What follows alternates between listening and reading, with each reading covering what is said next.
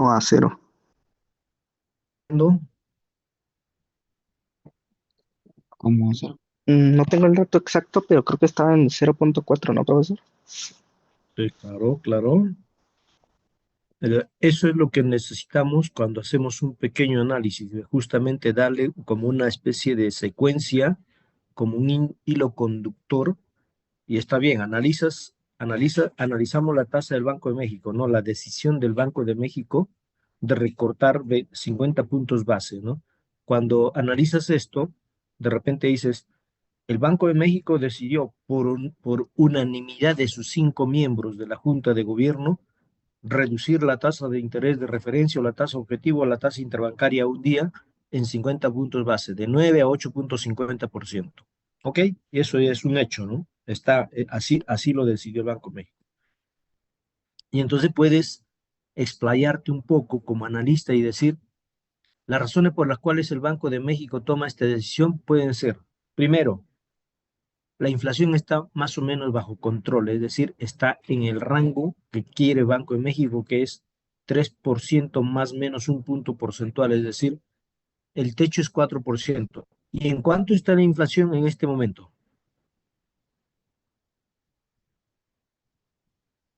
La cifra de abril. ¿Alguien se acuerda?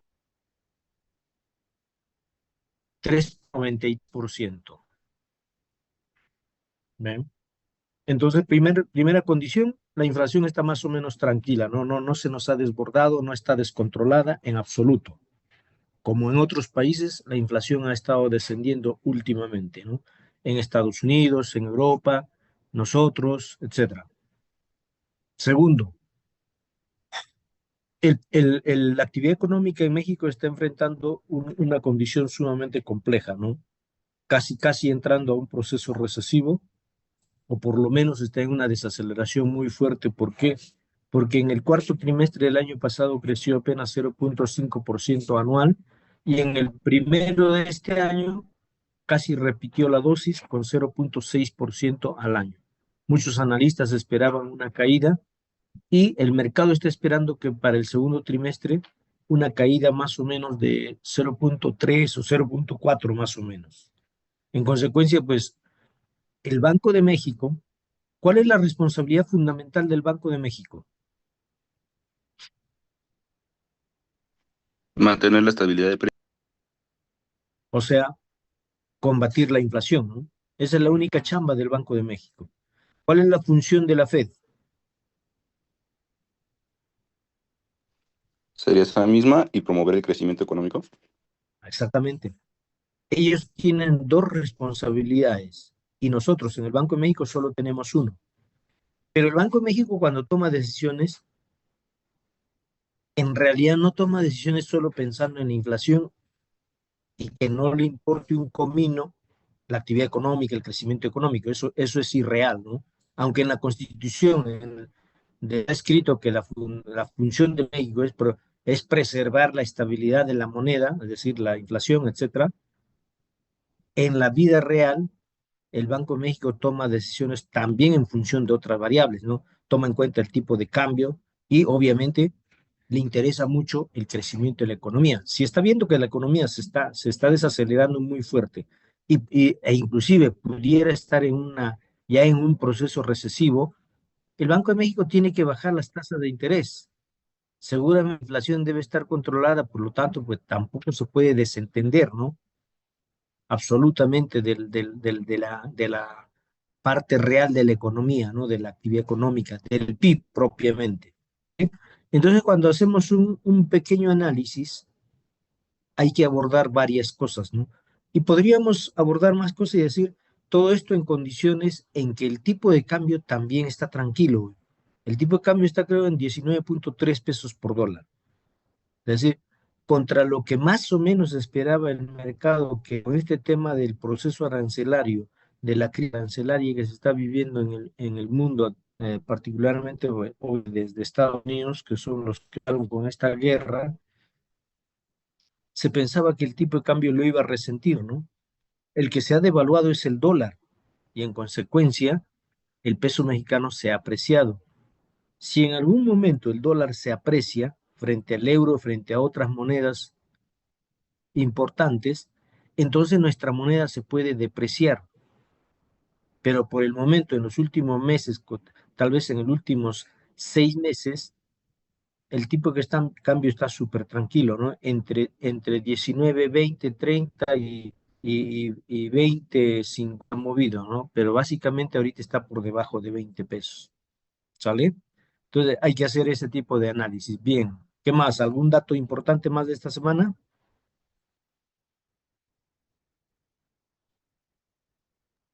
Ya un poquito más hacia la producción, profesor. A ver, Se dijo que por impacto de aranceles México está produciendo más vehículos, pero está exportando menos, justamente por ya la causa del 25% de aranceles que se impuso. ok, dices que está produciendo, está exportando menos y está produciendo más. Sí, exacto. Entonces empieza a ver Ok, como un poco de pérdida. bueno, la producción creció, no, se contrajo más bien, ¿eh? No sé si lo he visto, déjame ver si este tema en esta semana de la producción de vehículos, no, eso salió la semana pasada, pero la producción de vehículos, dame un segundo, por favor, bueno, en abril es el último dato disponible.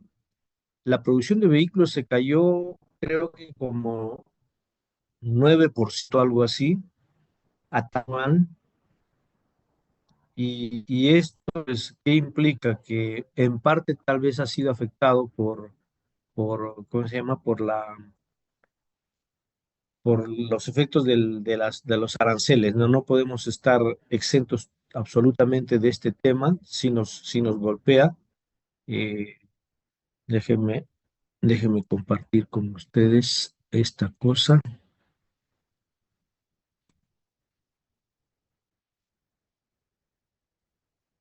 Se ve mi Excel, ¿verdad?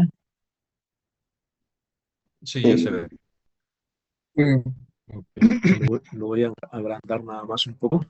Sí se ven los numeritos de las gráficas. Sí, más o menos. Ya, ok, déjame agrandar un poco más. Ahí.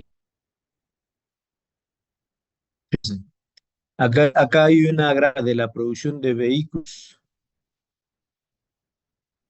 Espero que lo puedan ver. En el mes de abril se cayó 9,1% a tasa anual. Y algunos analistas he visto dicen, ya estamos resintiendo los efectos de los aranceles que ha aplicado Estados Unidos a México, aunque sea parcialmente, ¿no? Pero el analista tiene que ver una cosa que de repente es un poco, se ve, a veces es medio oculto. Fíjense, abril del año pasado. En abril del año pasado hubo un repunte muy fuerte de 21,7% anual. Y entonces, como se dice en la jerga de la economía, de los analistas económicos, acá podemos ver un efecto estadístico. Claramente, dado este repunte, cuando uno ve la tasa anual, lo más probable es que haya sido más importante el efecto estadístico que el efecto arancel.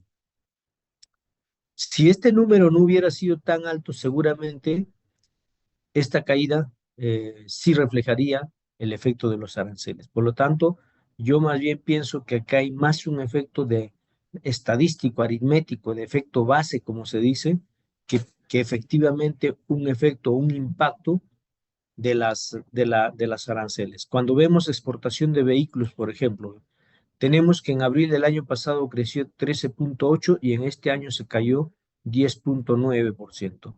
Si vemos esto en general, cuando un año antes han crecido a tasas más o menos elevadas, no siempre se puede ver esto, tampoco es lineal, tampoco todos los meses se ve de una manera muy, muy evidente esto. Esto no es estadística económica, no es ciencia exacta, no ocurren así las cosas en la economía, ¿no? pero también se dio un poco con el tema de las exportaciones. Sí, sí hemos exportado menos, 10% menos, casi 11% menos, pero también se puede deber en parte, parcialmente, a un efecto estadístico y otra parte sí debe ser, obviamente, el efecto de los aranceles. Eh, la venta de vehículos, esto es en el mercado local, ahora que estamos, tomaste el tema de vehículos. En el mercado local, la venta al menudeo de vehículos cayó 4,6%. También el año pasado, por lo menos en gran parte de los meses, el crecimiento de las ventas fue elevado, ¿no? 12, 8, 12, 10, 20% prácticamente. Fíjense, el año pasado creció en enero 20% y en este año 6,1%. Por eso les digo, no siempre se ven los efectos estadísticos. Este 6,1 tendría que haber sido, si hubiera efecto estadístico, tendría que haber sido negativo. Es decir, estos numeritos tendrían que haber sido negativos. Sin embargo, el mercado interno de vehículos ha seguido creciendo, ¿no? Es un mercado que año con año ha estado avanzando bastante. ¿Sale? Ok, salvo de esto. ¿Qué más en la de noticias en la semana, jóvenes?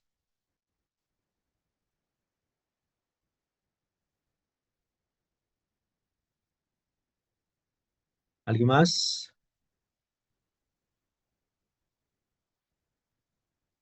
Ok, déjenme compartirles esta. Bueno, a propósito de esto, ya creo que estamos casi todos en el grupo ahorita.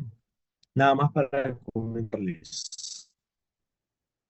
A lo largo de estos meses en esta materia, en realidad hemos hecho cada mañana un poco de análisis económico. Acuérdense que, bueno, el primer trabajo ya lo hicieron. Seguramente mañana les voy a enviar los resultados. Eh, Dijimos, iba a haber un trabajo de cálculos en Excel, ya está hecho. Y el segundo trabajo iba a ser análisis económico. Más o menos van a hacer ustedes algo parecido a esto que les estoy presentando, ¿no? Me van a poner una gráfica del tema que les indique, por ejemplo, analice la inflación, el proceso inflacionario en la coyuntura económica de México. Coyuntura no es de los años 80, entonces hay que poner coyuntura tal vez un par de años, 2, 3 años, como se ve en esta parte, y algunas notas, un comentario, que no sea nada más decir, oye, un sub y baja, ¿no? Para que sea algo de análisis, ¿no? Lo que acabamos de hacer, por ejemplo, con las tasas de interés. Le dimos contexto, analizamos por qué el banco está bajando la tasa de interés y por qué el banco deja entrever en su comunicado que seguirá bajando las tasas de interés y probablemente en la misma magnitud, ¿no? La siguiente junta de gobierno del Banco de México es en junio. Y en junio probablemente lo siga bajando en 50 puntos base, de 8,50 a 8. El mercado seguramente cuando salga la encuesta del Banco de México y cuando salga la de Citibanamex, vamos a ver que probablemente la mayoría, tal vez no por unanimidad, porque en las últimas dos casi por unanimidad han esperado a un estimado que bajaba en 50 puntos base y así ha sido. Por tercera ocasión consecutiva, Banco de México está bajando en 50 puntos su tasa de referencia y esto, o todavía con y esto en condiciones en que la Fed de Estados Unidos, ¿qué está pasando con la tasa de la Fed de Estados Unidos, jóvenes? Lo está manteniendo. En condiciones en que la Fed deja sin movimientos, sin cambios, sin recortes su tasa de interés, está en 4,50%. Ya tiene varios meses que la Fed no baja su tasa. Y nosotros tenemos mes a mes o junta tras junta bajando las tasas en 50 puntos base por tercera ocasión consecutiva. Es decir, nos estamos revelando frente a la Fed.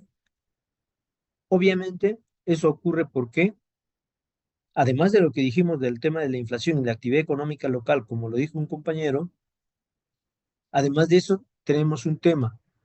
Uno, el tipo de cambio está estable y dos, el spread o el diferencial entre la tasa Banjico versus la Fed era alto, era más de 500 puntos base o más de 5 puntos porcentuales hace poco, y ahorita ya es algo así como 4,25. Bueno, está en 8,50 y ellos lo tienen en 4,50, son 4 puntos porcentuales o 400 puntos base, como se maneja en la jerga de los analistas, ¿no? Ahora, ¿qué tal si la siguiente junta de la Fed, que también es en junio, lo sigue dejando en 4,50? Y si nosotros bajamos 30 puntos, la tasa ya lo tendríamos en 8, menos 4,50 sería 350 puntos base. Justo ayer en una presentación, o antier en una presentación que hice en el Camino Real para empresarios, me preguntaban, ¿tú crees que sea posible que México siga bajando sus tasas de interés mientras que la Fed lo deja constante todavía? Entonces recurrimos a la historia reciente de este diferencial en tasas y dijimos, es posible que siga reduciéndose este spread, al menos momentáneamente, porque el Banco de México tiene un margen para hacerlo.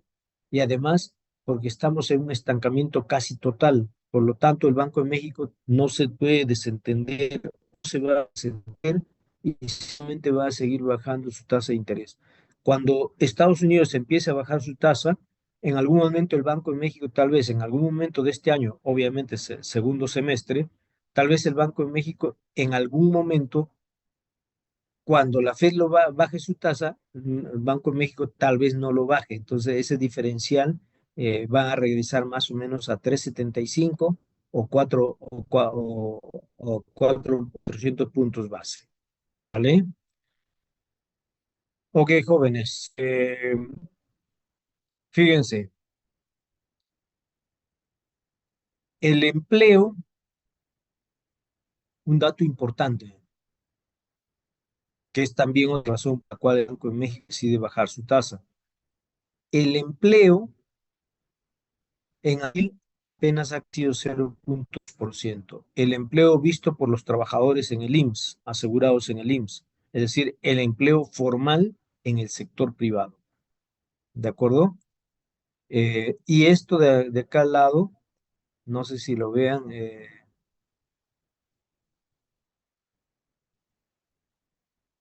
es cuántos se están generando en el país. En abril solo se generaron a nivel país 43,000 nuevos puestos de trabajo en los últimos 12 meses. Así hay que analizar esta información. Hace 2 años generábamos 854,000, justo en mayo de hace 2 años, del 23. Hoy estamos generando 43,000. No tengo duda que si seguimos en un proceso de desaceleración más fuerte o entramos a una pequeña recesión, una pequeña caída de la economía, no creo que veamos caídas importantes del PIB. Con toda seguridad estos números se van a convertir en negativos, posiblemente en pocos meses, ¿no? Tal vez cuando salga el dato de junio, julio, veamos, veamos números negativos. Y bueno, en la parte inferior acá está el 0,2, este 0,2. ¿Quiénes están perdiendo empleo? El sector agropecuario, la industria extractiva, la industria manufacturera, la construcción. La construcción está cayendo 6,5% anual en abril, ¿sale? ¿Qué más? Salieron las ventas, por ejemplo, en la venta del sector manufacturero. Esto es el valor de las ventas que se venden. En marzo se vendieron, el sector manufacturero vendió más o menos cerca de 1 billón de pesos solamente en el mes de marzo. Y eso reportó un crecimiento de 9,6%, es su tasa más alta como 3 por año. Ahora, este salto, este salto tiene una explicación. ¿Por qué está creciendo 9,6% cuando la economía se está desacelerando fuerte? Porque seguramente aprovechan o aprovechando, y es lo que ha ocurrido en parte, antes de que entraran en vigor los aranceles del 3 de julio, del 2 de julio de Donald Trump, es obvio que ellos vendieron más y particularmente hacia el mercado externo. De estas ventas, una parte va al mercado externo y otra parte van al mercado local, sale interna, ¿no? Y entonces aprovecharon, por eso es este numerito hay que evaluarlo de esa manera, ¿no? No hay que emocionarse demasiado, porque seguramente en abril, ya en mayo, cuando salgan los números, seguramente este numerito va a ser muy bajo o hasta puede ser negativo, ¿de acuerdo? ¿Qué más? Acá están por industrias. ¿Qué industrias en el primer trimestre? Las ventas crecieron 6,1% nominal anual. Esto es en términos nominales, ¿no? Si uno quiere sacarlo en términos reales, diría, mira, 6,1 menos una inflación de casi 4%, en términos reales más o menos está creciendo 2,1%, ¿no?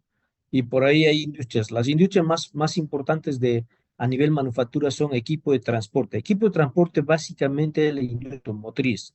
Esa pesa más o menos 32% de las ventas totales. Y esas han mostrado un buen ritmo en este primer trimestre. La segunda industria importante es la industria alimentaria, que creció 2,2%, y así con el resto de las industrias. ¿Qué más tenemos? Bueno, acá está el detalle de cuánto crecieron. Ahí está, equipo de transporte pesa 33%, alimentaria, que es la primera industria, 16,2%. En recuadro pongo las industrias importantes, ¿no? La tercera importante es la industria química, la cuarta es, ¿quién más? Metálicas básicas. ¿Sale? Les voy a enviar al ratito esta presentación. La tasa de interés del Banco de México, ahí está, lo baja a 8,50. Tal vez en el siguiente, en la Junta, estoy pensando que el Banco de México puede ser un poquito más moderado y no bajarlo a 50 puntos base. Vamos a ver cómo están los datos, cómo salen los datos de inflación. Tal vez se modere un poquito. Y tal vez cierre en 150 su tasa de referencia para este año, ¿no? Hay quienes piensan que puede estar en 7,25, por ahí hay 7%. Ahí está el spread que les decía. El spread desde el 23 hasta el 24 se mantuvo más o menos alrededor de 5,50 puntos o 550 puntos base. Casi no hubo cambios durante un buen rato. Y luego, cuando el Banco de México empezó a bajar sus tasas o siguió bajando sus tasas de manera más agresiva, mientras que la Fed, que está acá, la Fed, acá arriba en esta gráfica, la Fed de sus cambio, eso es el spread, ha ido bajando, bajando. Si en junio bajamos 25 puntos, el spread se va a 3,75. Y si la baja es de 50, se iría a 3,50. Un spread muy bajito, muy reducido, que de repente tal vez ya no nos conviene mucho, ¿no? Pero pienso que, bueno, las tasas de la Fed empezarán a bajar pronto. Acá en la última gráfica están las tasas de algunos países, de Estados Unidos, Reino Unido, la eurozona y Japón. La mayoría, Japón tiene una cosa muy particular, pero la mayoría ya están en proceso de reducción de tasas de interés. ¿Qué más estamos poniendo? Bueno, también salió un dato importante, la producción industrial tiene 4 meses con tasas más o menos interesantes. Hay algo de efecto estadístico, pero también es de tema de producir para exportar por el temor a los temas de los aranceles. La producción de vehículos, ahí está lo que comentábamos en términos de, para Estados Unidos, cómo se le está cayendo la producción de vehículos. Esta cosa es las ventas al menudeo en Estados Unidos. Perdón, estoy confundiendo. En Estados Unidos su producción industrial acaba hace 2 días de salir su producción industrial del mes de abril. Es un dato interesante cuando se pensaba que este sector de Estados Unidos iba a seguir a la baja, de repente está sorprendiendo con 4 tasas positivas. Sus ventas al menudeo están creciendo bien, su tasa de inflación también bajó a 2,3 en abril de este año. Por eso ellos están más o menos tranquilos. Por eso pronto la Fed otra vez empezaría a bajar su tasa porque este dato se está comportando ya por tercer mes consecutivo nuevamente a la baja, 2,3% de su tasa más baja en varios años. Y bueno, a nivel internacional, pues hay un cuadro que seguramente lo van a ver al detalle. Para México, Estados Unidos, Canadá, Eurozona, China, Japón, Reino Unido, sobre la inflación, y Brasil sobre la inflación y las tasas de interés, cómo han estado evolucionando. Ahí les voy a mandar este cuadro de resumen de los mercados financieros, mercado de dinero, cambiario, las bolsa de valores y los mercados en Estados Unidos, un resumen de los principales indicadores económicos de México y alguito de Estados Unidos, y una data sobre, digamos, datos anuales para ver tendencias, digamos, de algo de muchos años, digamos, para la economía. No pongo más años, obviamente, por temas de espacio. Entonces, eso es lo que más o menos en la semana ha estado saliendo. eh, y lo hacemos en forma de análisis, obviamente, para que ustedes más o menos pesquen la forma quisiera, como quisiera yo que ustedes hicieran su análisis. Cada quien, cuando les deje el trabajo, eh, eh, tiene que hacer un análisis de las variables que les voy a indicar y hagan algo de esto, es decir, hagan un pequeño experimento de escribir con sus propias palabras, generar sus propios datos, sus propias gráficas, sus propios cuadros estadísticos, porque es un excelente ejercicio que ustedes pueden hacer para, digamos, para inaugurarse o como analistas, ¿no? Al final del día, pues estudiamos economía y vamos a hacer análisis. David, adelante. Una pregunta, profesor. Recuerdo que ya en la dosificación mencionaba que íbamos a hacer dos trabajos en Excel, ahora acabamos de hacer uno. Eh, pero también en algunas sesiones usted había mencionado como un examen, entonces, pues solamente queríamos saber si son esos dos trabajos o más el examen o un trabajo, un examen o dos trabajos, Mm, ¿cómo será? No, no, normalmente no hago dos trabajos en Excel, ya hicimos los cálculos, siempre son un trabajo en Excel y un trabajo de análisis. Entonces no tomo examen, yo nunca tomo examen. Eh, entonces ya hicimos el Excel y ahorita viene, la próxima semana les voy a enviar el trabajo ya que lo van a hacer en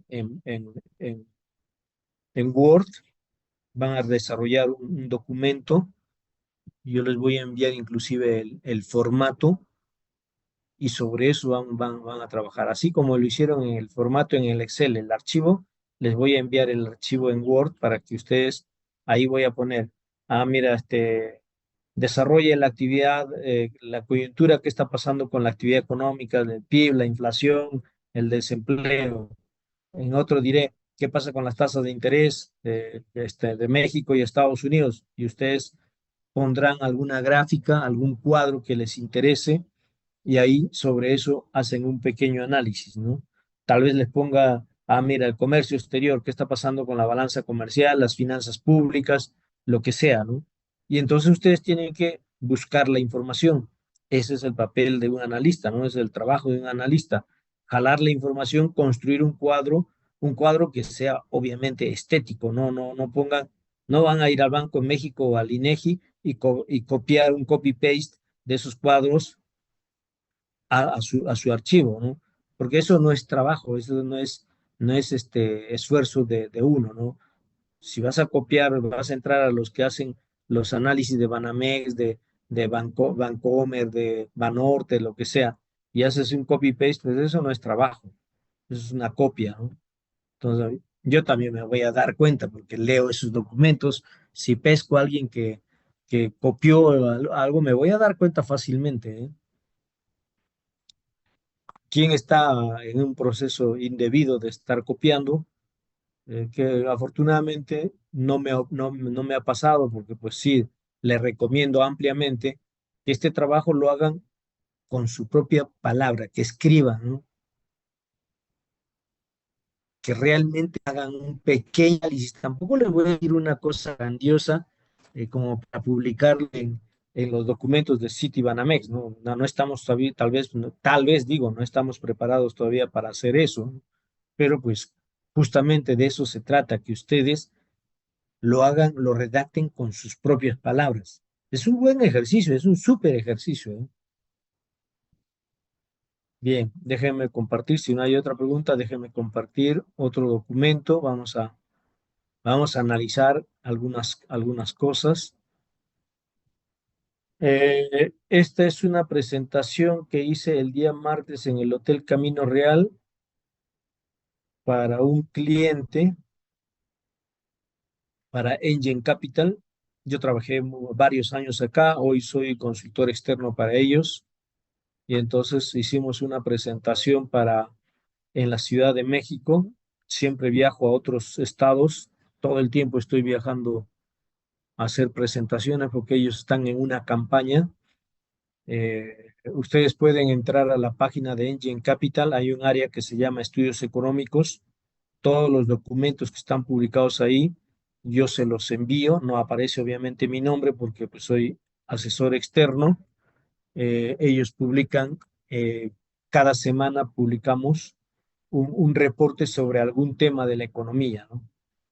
Sobre la política monetaria, las finanzas públicas, a veces sobre la actividad industrial, a veces sobre el sector externo, a veces sobre la economía de Estados Unidos, a veces sobre qué pasa con la deuda pública, etcétera, etcétera. ¿Vale? Lo que vimos en esta presentación, un poco para seguir haciendo un poco de análisis, ¿no? Estados Unidos tiene un déficit brutal. También les voy a compartir este documento al ratito, de 1.2 billones de dólares en el 24, ¿no? La razón por la cual Donald Trump se volvió loco es esta variable. Ha insultado al mundo entero diciendo que somos unos vividores, que ellos nos han financiado y etcétera, etcétera, ¿no? Ya ustedes seguramente han leído todas las barbaridades que ha dicho este señor. Pero ese 1.2 billones de dólares es nominal, aunque sea en dólares, sigue siendo nominal. En economía las cosas hay que medirlas en términos relativos, decía Einstein. Nada es absoluto, todo es relativo. Y es cierto. Esa balanza comercial, ese déficit comercial de Estados Unidos de 1.2 billones de dólares, representa 4.1% del PIB de Estados Unidos. Y ha bajado desde 6.1 hace menos de una década, hace una década casi. Por lo tanto, tampoco es una crisis brutal el déficit de Estados Unidos. Si Donald Trump ve esta gráfica, va a decir, oye, yo me volví loco innecesariamente. Puedo bajar este déficit tal vez a 3.8, 3.5 y creo que México, Estados Unidos podría vivir tranquilo con un déficit comercial del 3.5, 3%. Durante muchos años ha tenido esos niveles y seguramente no se hubiera vuelto tan loco como lo hizo. Tal vez hubiera dicho, a ver, señores, ellos son los principales importadores del mundo, ¿ve? Con 3.2 billones de dólares. Y en la última década, del 14 al 24, sus importaciones se han estado moderando. Ya no crecen como en el pasado. Es decir, por eso es que su locura no se justifica. Nosotros somos los exportadores que dependemos más de nuestro PIB. Fíjense, en México nuestras exportaciones pesan más o menos 35, 36 y hasta 40% del PIB. En Estados Unidos sus exportaciones pesan solamente 7, 8% del PIB. Nosotros dependemos mucho de nuestras exportaciones, ellos no. En importaciones nosotros también tenemos un coeficiente de 35, 36%, ellos tienen 12%. Si sumamos esto más esto, nosotros tenemos 70% y ellos tienen 7 más 12, 19, 20% del PIB, su apertura comercial, su comercio exterior. China no es tan abierta, tanto en exportaciones como importaciones. Además, en importaciones China está bajando. En balance comercial en el mundo, observen esto, China tiene un superávit de casi 1 billón de dólares. En cambio, Estados Unidos tiene un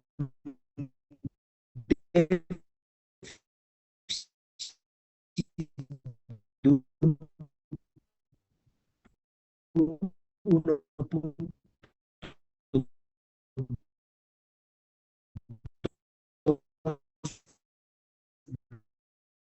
billones de dólares.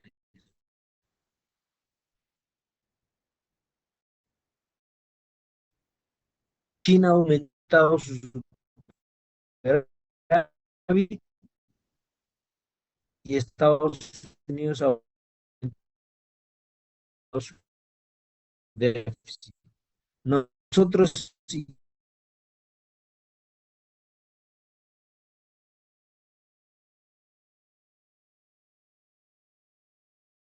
con Canadá a 74.000 millones de dólares. Pongo acá nosotros dos, o que conformamos con Estados Unidos el TEMEC, y metemos a China, obviamente, porque es parte del conflicto, ¿no? Parte de la discordia de los gringos contra Estados Unidos. Estados Unidos, importaciones por país de origen. ¿Quién es hoy el principal proveedor de Estados Unidos de bienes? Nosotros, por segundo año consecutivo, somos el principal proveedor. Antes era China durante mucho tiempo, y en el 18 China le exportaba a Estados Unidos, o Estados Unidos le compraba a China 539.000 millones de dólares, y ahora le compró en 24 439.000. Con la guerra comercial corrigieron en 100.000 millones de dólares, y nosotros hemos aprovechado parte de lo que ellos dejaron de venderles. Nosotros hemos vendido a Estados Unidos. Acá solo pongo Canadá y México, pero si pongo otros países como Vietnam, Corea del Sur, etcétera, ellos también han aprovechado en términos relativos más que nosotros, porque su crecimiento en exportaciones a Estados Unidos ha sido un poco más. Dice México exportaciones. Los sectores más afectados si hubiera aranceles, una guerra arancelaria entre México y Estados Unidos, sería vehículos, maquinaria y equipo, autopartes y accesorios electrónicos. Ya de lejos está aparatos eléctricos.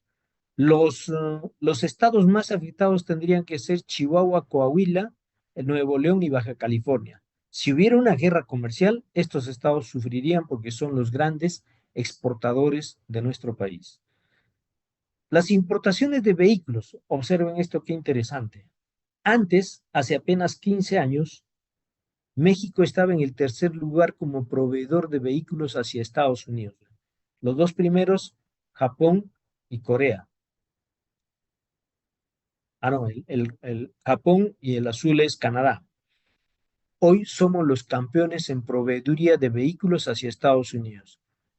35.4% de todo lo que importa en vehículos a Estados Unidos vienen de México. Hace una década y media era apenas 20. Ganar 15 puntos porcentuales en la participación, en el peso o en el share, como dicen los gringos, es una locura. Es decir, esta industria ha crecido una barbaridad producto de sus exportaciones, obviamente. Las importaciones desde México, ¿qué nos compran los gringos? Ahí está, vehículos y autopartes principalmente. Ya después viene, y acercándose, equipo informático, y ya de lejitos, petróleo y gas. En Estados Unidos las tasas de interés alguna vez en la vida estuvieron en 16%. Hoy en día, ¿en cuánto están? En 4.50. Les decía a los empresarios el día hace 2 días, el miércoles, jueves. ¿Se imaginan ustedes que la tasa de interés, que ahora está en 4.50 y que se disparó momentáneamente hasta 8%, digamos, hasta 5 o 6% en algún momento del año pasado? ¿Se imaginan que regrese a tasas de 12, 14, 16%? Sería una verdadera locura. ¿Se imaginan que la inflación de Estados Unidos, que en este momento está en 2.3%, cifra de abril, regresara a niveles de 15, 12, 14%? Sería una verdadera locura, ¿no? Es impensable hoy en día.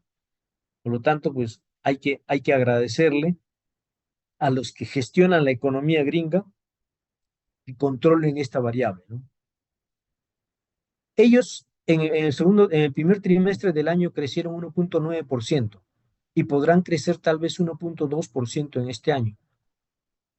Su inflación ahí está 2.3% cuando su meta es 2%. Su producción industrial, ya lo vimos por ahí, creciendo bien. La tasa de interés de México versus Estados Unidos, ya lo vimos. Y esta es la tasa de algunos países, incluyendo Brasil, que está aumentando en este momento su tasa porque su inflación se está elevando otra vez. Entonces, los bancos centrales responden o reaccionan a la inflación. En Brasil la inflación había bajado muy bien y por eso bajaron también fuerte sus tasas, pero ya están en proceso alcista, momentáneamente. Esto no lo voy a analizar.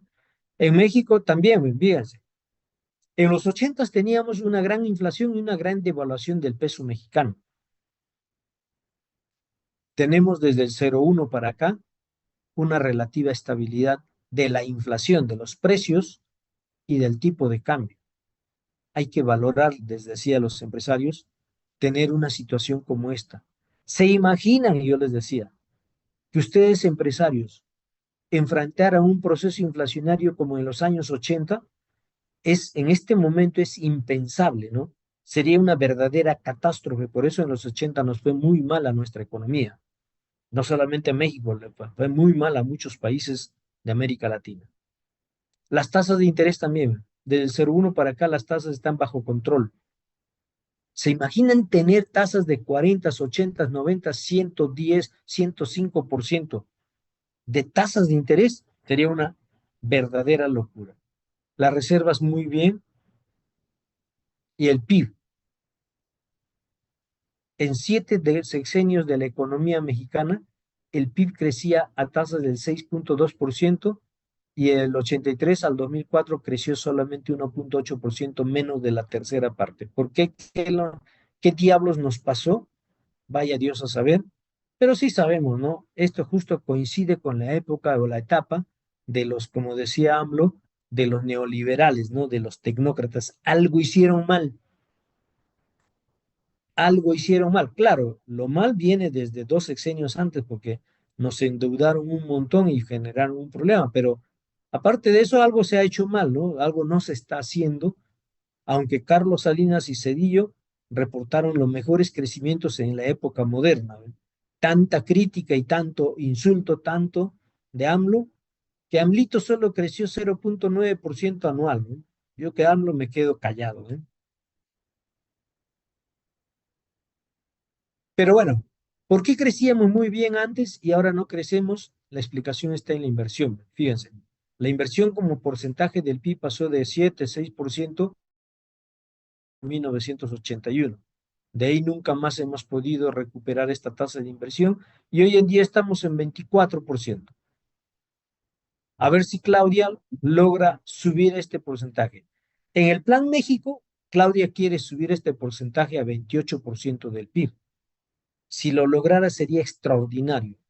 Si lo lograra, el crecimiento del económico de su sexenio sería tal vez un 3%, 3.5%. Lo veo muy difícil con este adefesio de la reforma del Poder Judicial, que es permítame hablar de política mal, es una verdadera porquería, que yo, por ejemplo, no voy a ir a votar por un adefesio como este. Eso va contra toda lógica, contra toda la democracia, porque obviamente tienen un objetivo de controlar absolutamente todo, como todo gobierno tirano, ¿no? Mi opinión es que estamos yendo a una tiranía.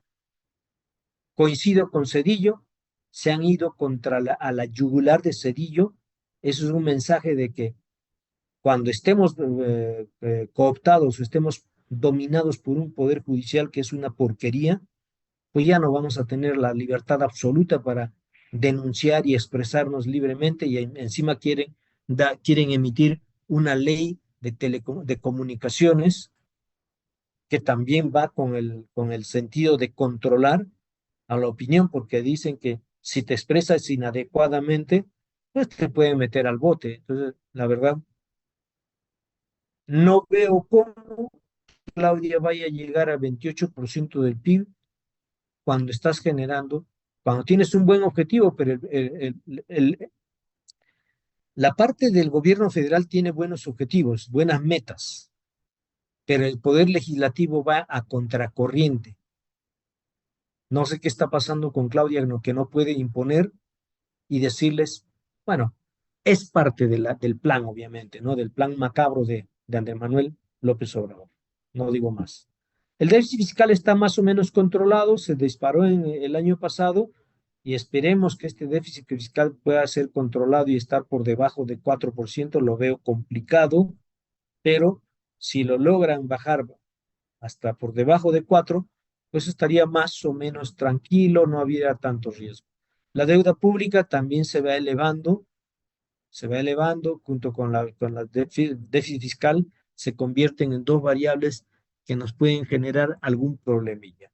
La inversión extranjera directa no crece, no repunta, aunque digan que recibimos 36.000 millones de dólares, eso es un valor nominal. Obviamente no nos van a decir esto porque todos los gobiernos son mañosos. Desgraciadamente, todos, absolutamente todos, ¿eh? No vayan a creer que solo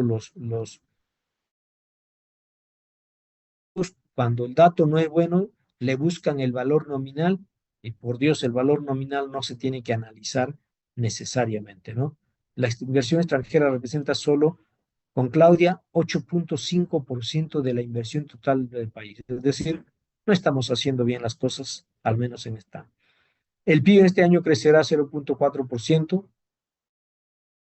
Del 0,1 al 24 hemos crecido 1.5% promedio anual.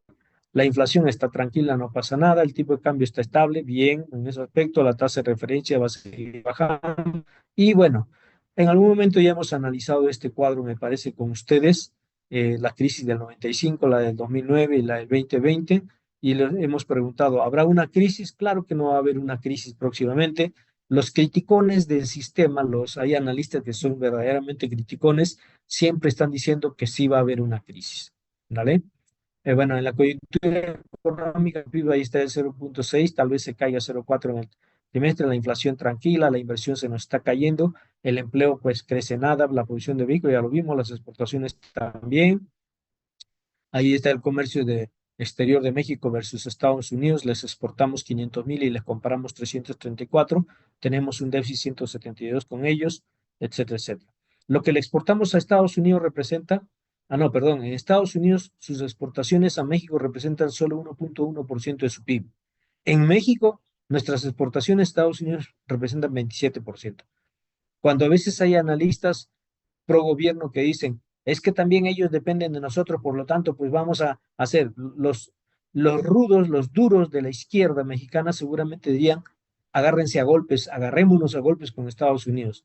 Pero bueno, si piensas, si usas a la cabeza, pues obviamente vamos a decir, si con nosotros como analistas económicos decimos, oye, ellos no dependen en nada de nosotros dependemos terriblemente de Estados Unidos, pues Claudia hizo muy bien cuando algo bueno se hace, pues hay que decirlo, ¿no? Claudia hizo muy bien en no enfrascarse en una guerra arancelaria con Estados Unidos.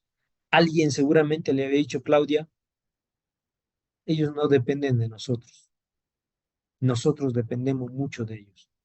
Si te metes en una guerra arancelaria con ellos, el gran perdedor vamos a ser nosotros, obviamente. Y palomita para Claudia en ese aspecto, ¿no? Ahí está nuestro comercio exterior con China. Les compramos 130 y les vendemos solo 10. Tenemos con ellos un déficit de 120.000 millones de dólares, ¿no? Y así sucesivamente, las exportaciones a China representan 1.8% del total exportado y las importaciones que vienen desde China ya representan 21% del total. Y las importaciones que vienen de Estados Unidos eran 76% en 1996, ahora son 38.9%. Y bueno, acá ya no me meto a la Ciudad de México, les voy a enviar este reporte para que le echen un vistazo, analizando la Ciudad de México, un montón de información, cuadros estadísticos, información, ta, ta, ta, ta, ta, ta. ¿Sale? Muy bien, jóvenes, creo que nos hemos comido ya el tiempo y entonces quería hacer análisis, análisis y análisis. Voy a revisar los trabajos hoy y mañana y mañana mismo les envío los resultados de los trabajos. ¿Duda, jóvenes? ¿Alguna pregunta o comentario? Sí, profesor. Entonces, a Dígame. partir del día 24 es cuando va a enviarle el otro archivo para hacer análisis. Tenemos según entiendo, tenemos clase, hoy es 17. La siguiente semana todavía tenemos clase el 24, ¿verdad? Sí. Ok. Y muy probablemente vamos a hacer una sesión adicional y entonces les voy a enviar el trabajo el siguiente fin de semana para que me lo entreguen en 3, 4 días. En realidad es un trabajo de 3 o 4 cuartillas, no más. Lo que quiero es nada más, me interesa ver que ustedes redacten, ¿no? Eso es lo que voy a evaluar.